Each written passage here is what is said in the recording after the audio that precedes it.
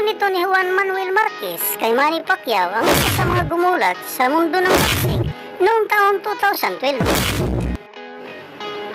Isa ito sa hindi malilimutan knockout sa kasaysayan ng mundo ng boxing na halos dumurog na nga sa Pinoy fans ni Manny Pacquiao.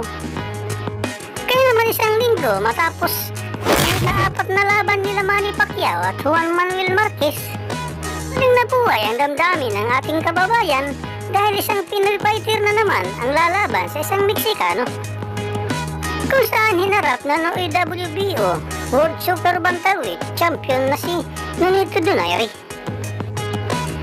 na may kartadang 30 wins, 19 wins by way of knockout at isang talo. Ang kilabot ng boksingero ng bantamweight ng Mexico na si Jorge Terrible Arce, na may kartadang 61 wins, 46 wins by way of knockout at may 6 na talo. Isa ito na siya isang multiple time world champion at pangalawang boksingero sa Mexico na nagkamit ng 4 na titulo sa 4 na magkakaibang division. Kasunod sa tinuguran El Terrible ng Mexico, walang iba kundi si Erik Morales. At dahil sa malaking panalo na itala ng kapwa niyang Meksikano na si Marquez kay Manny Pacquiao, malaki ang tiwala ni Arce sa kanyang sarili, na matutulad din si Nonito Donaire sa mapait na pagkatalo na sinapit ni Pacman kay Marquez sa laban. Alright, gentlemen.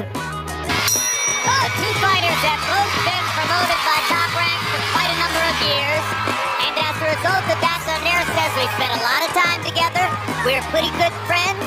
He said that once I get into the ring, we aren't friends at all. There will be no conversation, just a fight. Unang round ay pinakaramdaman muna ni Arce ang ataking gagawin ni Donaire sa laban, bagamat hindi ito ang estilo na nakasanayan ng mga taga-suporta ni Arce. Dahil A little tap to the body. First landed punch for Arce that I've seen.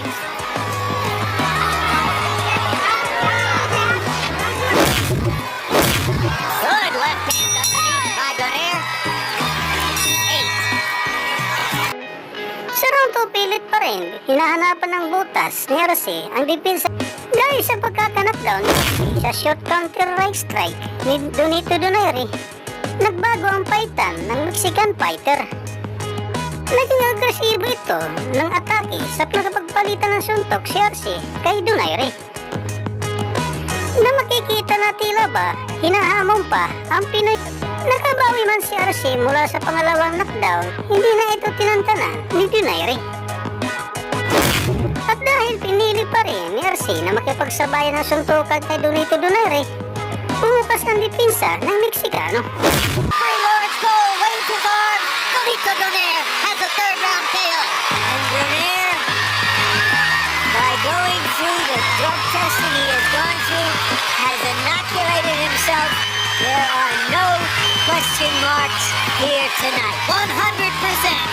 George, what a great crowd here in Houston. But Houston is back.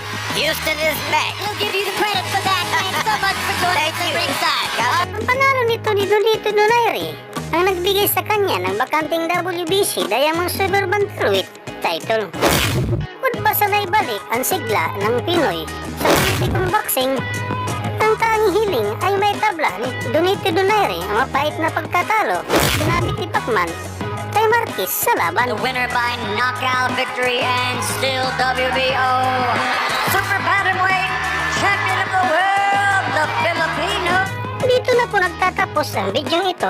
Maraming salamat po sa inyong panonood at walang sawang suporta sa ating munting channel. Ikaw idol, anong masasabi mo sa performance nakita ni Donaire sa bakbakan ito? Para sa inyong opinion, i-comment mo niyan sa ating comment section sa ibaba. At kung nagustuhan mo naman ang video ito, paiwan naman ako ng like at pasubscribe na rin sa ating munting channel.